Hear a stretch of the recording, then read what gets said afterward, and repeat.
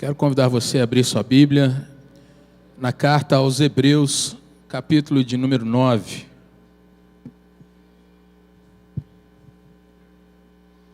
Hebreus, capítulo de número 9. E ainda enquanto os irmãos estão abrindo, por que nós mantemos as crianças aqui nesse momento? Alguns podem pensar, é um efeito didático. E é, para que elas aprendam, para que elas possam ter um contato mais próximo com esse momento de sacramento, mas também para que os nossos professores de escola dominical possam estar aqui com os irmãos, para que, como igreja, nós venhamos a celebrar a ceia com o sentido que ela tem, de comunhão. Às vezes é bem mais cômodo que as crianças estejam lá atrás, né? E a gente possa ter mais foco, né?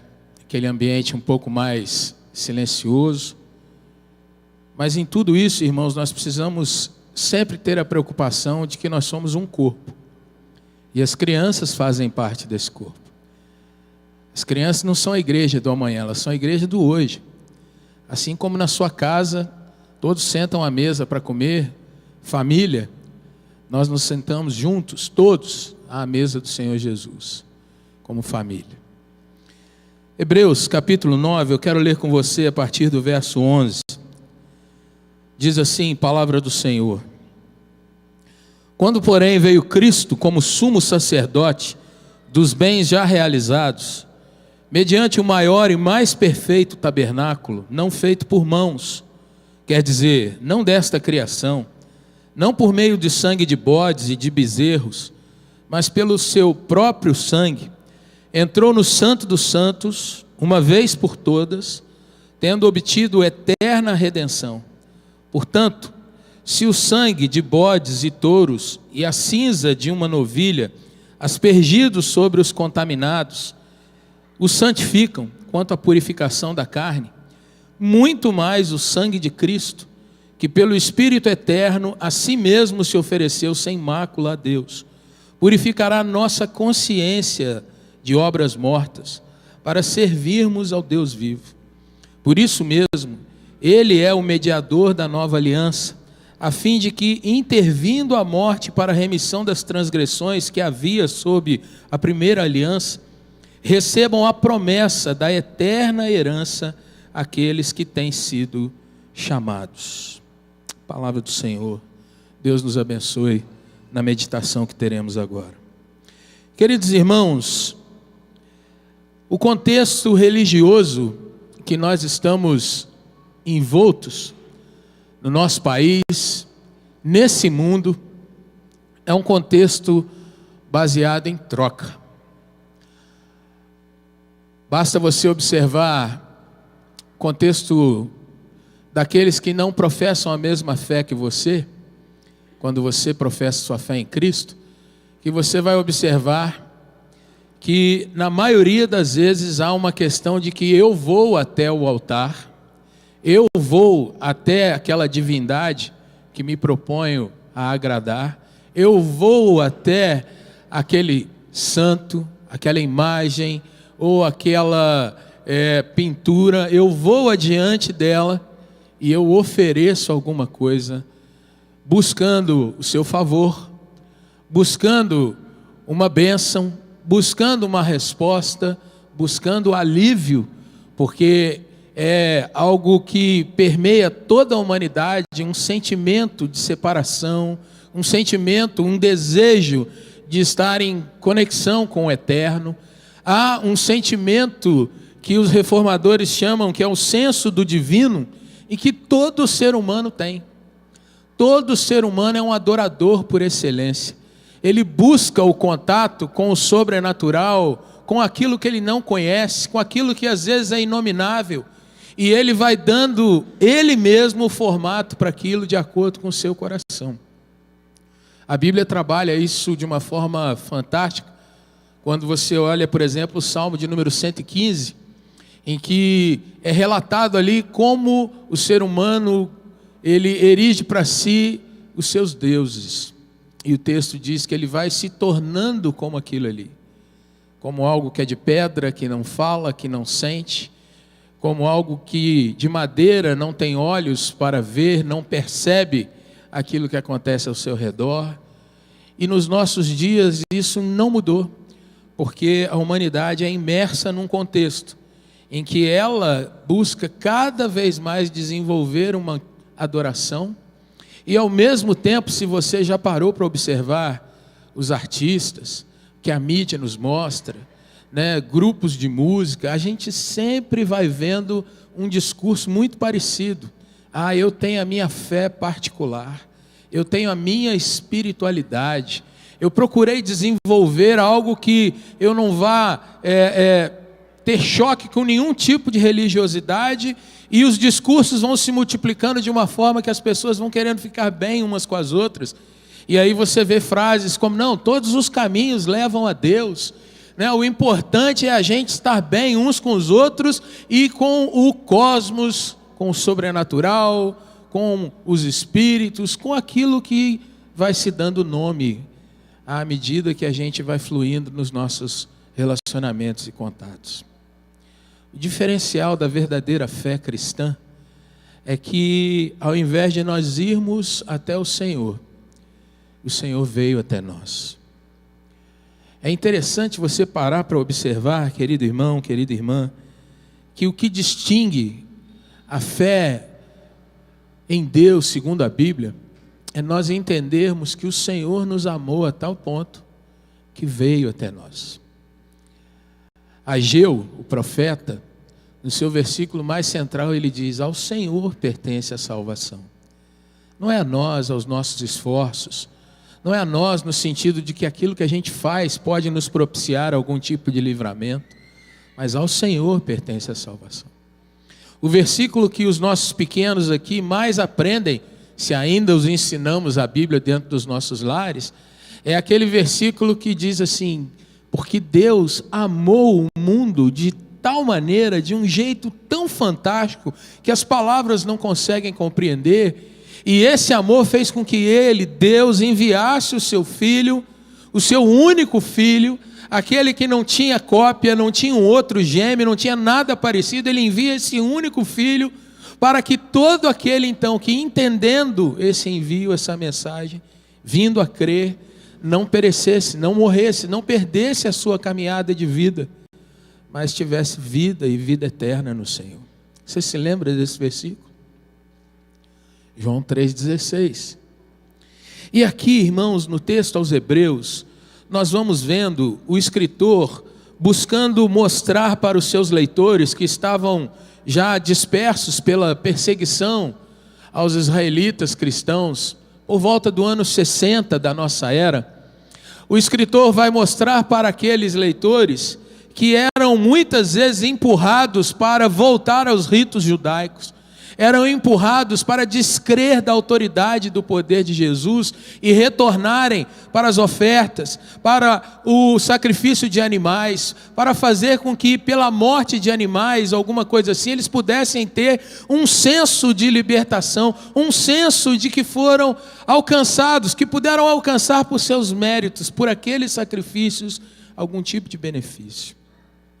E eu gostaria que você caminhasse rapidamente comigo, a partir do primeiro capítulo de Hebreus, até a gente chegar nesse que nós estamos. Volta comigo algumas páginas, e você vai ver o escritor mostrando em todo o livro que Jesus é superior, definitivo. Jesus é aquele que jamais precisou de algum tipo de acréscimo. Jesus é o Senhor e é aquele que de fato nos liberta definitivamente dos nossos pecados e da morte eterna. No primeiro capítulo, você vai ver a partir do verso 5, que o escritor vai mostrar que Cristo é superior aos anjos. Observe, irmãos, não apenas naquele tempo, mas hoje, nos nossos dias, como pessoas se dedicam a cultuar, a tentar se envolver com algum tipo de espírito. E mesmo dentro do mundo evangélico, muitos têm mais temor de anjos do que do Filho de Deus, daquele que está exposto na palavra.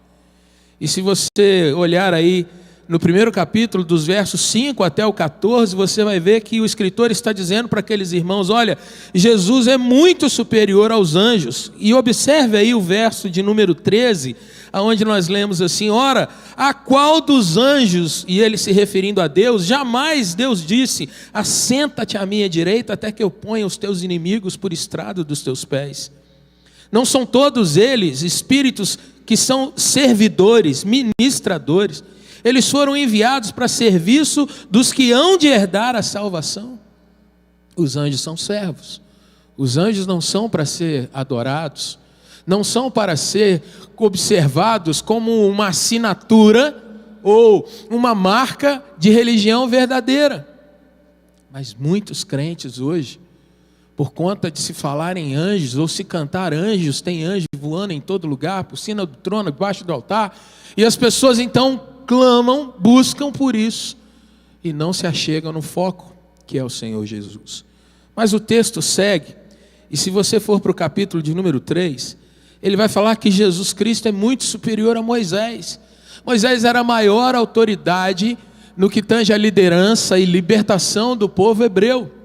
Mas, se você olha o verso 3 do capítulo 3, você vai ver que Jesus é não só considerado digno, maior glória do que Moisés, mas ele recebe muito maior honra daquele que fora o grande libertador do povo israelita. Vamos seguindo, capítulo de número 5. Agora ele vai mostrar que Jesus, ele é superior a todos os sacerdotes da antiga aliança. Quem eram os sacerdotes da antiga aliança, irmãos? Eram aqueles homens da tribo de Levi, que eram destinados a oferecer sacrifícios, a orarem, a colocarem diante de Deus touros, carneiros, às vezes pombos, para obter algum tipo de favor do Senhor. E a antiga aliança, baseada então nesses sacrifícios de animais, propiciava algum tipo de livramento transitório. Ano a ano, o israelita tinha que ir lá oferecer o seu sacrifício novamente. E o escritor de Hebreus vai dizer, olha o verso de número 6 aí: Jesus é maior do que todos eles, porque ele vai ser chamado aqui: tu és sacerdote para sempre, segundo a ordem de Melquisedeque. Melquisedeque fora um sacerdote para quem Abraão entregou a ele seu dízimo, a sua adoração a Deus. E a ordem de Melquisedeque é aquela pela qual o nome de Jesus é chamado. Não tem começo nem fim, não se sabe de onde vem e nem para onde foi naquele episódio, mas é assim que Jesus é chamado. Capítulo 7, isso continua, nos versos 23 a 25, você vai ver Jesus sendo outra vez colocado como aquele que é único, aquele que é perfeito. E veja, verso 23 do capítulo 7, aqueles são feitos sacerdotes em maior número, porque são impedidos pela morte de continuar, ou seja, no momento em que eles morriam, tudo se acabava no seu ministério. Este, Jesus, no entanto, porque continua para sempre, tem seu sacerdócio imutável, e por isso também pode salvar totalmente os que por ele se chegam a Deus, vivendo sempre para interceder por eles. Ora, irmãos, para que a gente encerre esse contexto maior de Hebreus, lá no capítulo 11, a maioria de nós já viu o relato ali dos chamados heróis da fé. E ali são listados os nomes de Abel, são listados os nomes de outros grandes que nós reverenciamos no sentido de admirá-los. E falando sobre esses heróis, você vai ver ali Abraão, você vai ver a própria Sara no verso 11 sendo chamada, mas você vai ver no verso 13 escrito: todos esses morreram na fé, sem ter obtido as promessas, vendo-as de longe, saudando-as, confessando-as, porque eram estrangeiros, peregrinos sobre a terra. Mas ele vai concluir dizendo que Jesus é maior do que todos esses patriarcas, todos esses heróis. Jesus é o Senhor de todas as coisas. Volte para o texto que nós lemos, irmãos. Hebreus, capítulo de número 9. Porque aqui eu gostaria de meditar com você de uma forma muito breve,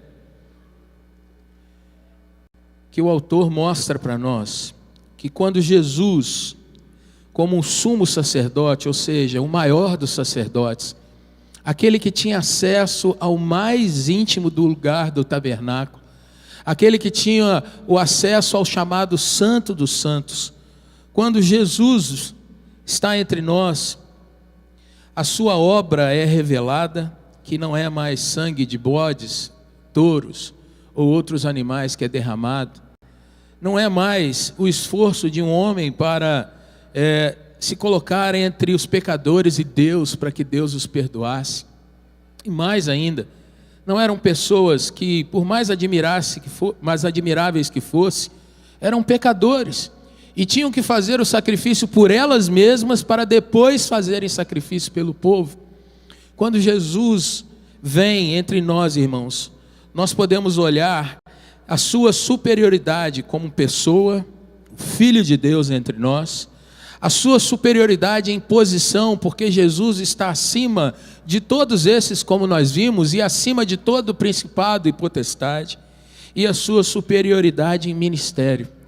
Quando Jesus se entrega, Ele é o próprio sacrifício, aquilo ali é definitivo e nunca mais precisou ser repetido.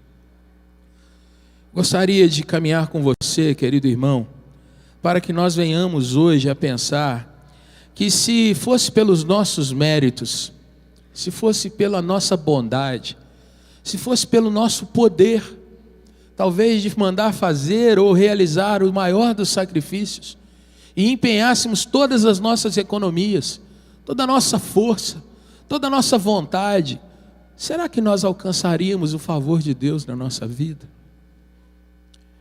A pergunta é: o quão bom eu sou para alcançar o favor de Deus? O quanto eu mereço ser perdoado por Deus?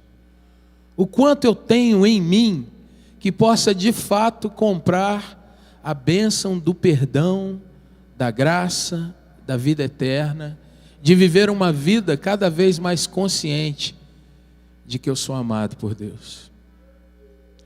Se você já parou para se fazer essa pergunta, talvez você vá perceber, querido irmão, querida irmã, que, como nos diz o Evangelho, nem que a gente desse o mundo inteiro, nós poderíamos salvar a nossa alma. Mas veja o amor de Jesus por mim e por você. A Bíblia nos diz que Deus nos amou, e nos amando envia seu Filho. E não importa o tamanho do pecado, não importa, querido irmão, querida irmã, o tamanho da nossa corrupção, não importa o tamanho da nossa maldade, Jesus é poderoso e suficiente para nos libertar em todo o tempo. Jesus é poderoso e suficiente para salvar essa pessoa que está aí sentada do teu lado, e é poderoso e suficiente para salvar a sua casa, salvar a sua família, abençoar todos os seus. O mais lindo, irmãos, do Evangelho é que em todas as coisas nós podemos declarar juntos que nós recebemos do Senhor. Nós não compramos, nós não trocamos, nós não conseguimos emitir nenhum esforço, mas ainda assim Deus veio até nós e nos amou. Uma das coisas mais lindas é nós termos no coração a consciência de que Jesus nos amou, não obstante o tamanho do nosso pecado. Por isso que ao celebrar a ceia do Senhor, você precisa ter em mente o que é um sacramento. O sacramento não é algo que você dá. Você não vem e toma do cálice no sentido de que você está oferecendo alguma coisa a Deus. Você recebe o cálice porque você confia que o Senhor te recebeu na presença dEle. Você recebe do cálice porque antes de qualquer coisa você recebeu graça e salvação do Senhor. E isso é lindo, irmãos, porque a Bíblia de fora a fora está permeada de um sentido de que os verdadeiros crentes no Senhor são cheios de adoração e gratidão. E é isso que nós vamos ver no estudo da escola bíblica de hoje. A questão de nos edificarmos em adoração, porque esse é o ápice de um coração que entende o que Deus fez por ele. Deus fez por nós. Deus nos amando, nos salva. Deus nos dá o seu Filho. E Deus, cada vez que nós celebramos o sacramento, Ele mostra que nós recebemos o sacramento, a operação dele na nossa caminhada. E isso nos iguala, irmãos. Isso mostra que não tem um irmão que é maior do que o outro. Não tem um pastor que é maior que as suas ovelhas. Não tem o líder de ministério que é maior do que os irmãos do ministério. Não tem o pai que é maior que a mãe. Não tem o filho que é maior do que o pai. Todos nós igualmente somos amados por Deus. E isso faz com que esse que está aí do seu lado, o tempo todo tenha que olhar para você e falar assim: eis aqui um amado do meu Senhor. E reciprocamente, ele olha para você e diz: eis aqui um amado do meu Senhor também. O verso de número 14, vai mostrando, irmãos, que quanto mais nós percebemos essa grandeza, mais a nossa consciência é purificada. E isso é uma obra fantástica, porque no Antigo Testamento, cada vez que sangue era colocado, as pessoas eram perdoadas, mas a sua consciência continuava repleta de pecado. E daí, ano após ano, aquilo era repetido. Quando nós caminhamos com Jesus, cada vez mais nós vamos tendo consciência de que nós não somos grandes, mas o nosso Deus é grande. Nós não somos os superpoderosos. Nós não somos aqueles que dizem: eu sou cabeça, não sou cauda. Ao contrário, a gente diz assim: eu sou servo e o meu Deus é a cabeça. Ele é quem tem autoridade sobre todas as coisas. Nós somos conscientes, irmãos, que as nossas próprias obras são mortas, mas a obra de Cristo é viva e eterna. A obra de Cristo jamais passará. E é por isso que o verso 15, então, nessa pequena perícope, ele destaca que Jesus é o mediador, com M maiúsculo que está aí no seu texto, da nova aliança, para fim de que nós venhamos, irmãos, a obter a plena consciência de que aquelas transgressões, aquilo tudo que permeava a nossa vida foram apagados, e nós temos a promessa de uma herança eterna junto com o nosso Senhor. Onde que a gente chega na questão prática desse texto para esse momento de celebração de ceia, irmãos? Veja, primeiro Deus te amou, e depois você foi entendendo e compreendendo esse amor. Quando você olha lá para a história de Israel, primeiro Deus libertou aquele povo do Egito. Depois deu a eles os mandamentos. Depois foi ensinando e educando aquele povo ao longo dos séculos. Na nossa vida isso também é assim. Primeiro veio a nossa salvação. E agora nós vamos caminhando, aprendendo, somos chamados, somos edificados, vamos melhorando, vamos prosseguindo, não podemos ficar no mesmo lugar. Porque Deus já nos salvou, já nos abençoou, mas esse ciclo ainda não foi completo totalmente, por isso o Senhor nos dá a oportunidade de nós sermos edificados e trabalhados, crescendo na sua graça. Observe a semana. Primeiro você vem na casa de Deus, é o primeiro dia, porque você já é livre. Mas você tem os demais dias agora para crescer, servir e operar nesse mundo como um salvo em Jesus Cristo. Tudo aponta, irmãos, para o que o Senhor fez por nós primeiro. Gostaria de convidar você a baixar a sua fronte e falar com Deus nessa hora. Se não há nada que eu e você pudéssemos fazer para compensar, para nos salvar, para nos dar aquele sentimento que a gente gosta de carregar, né? Eu fiz, eu sou bom nisso, eu conquistei.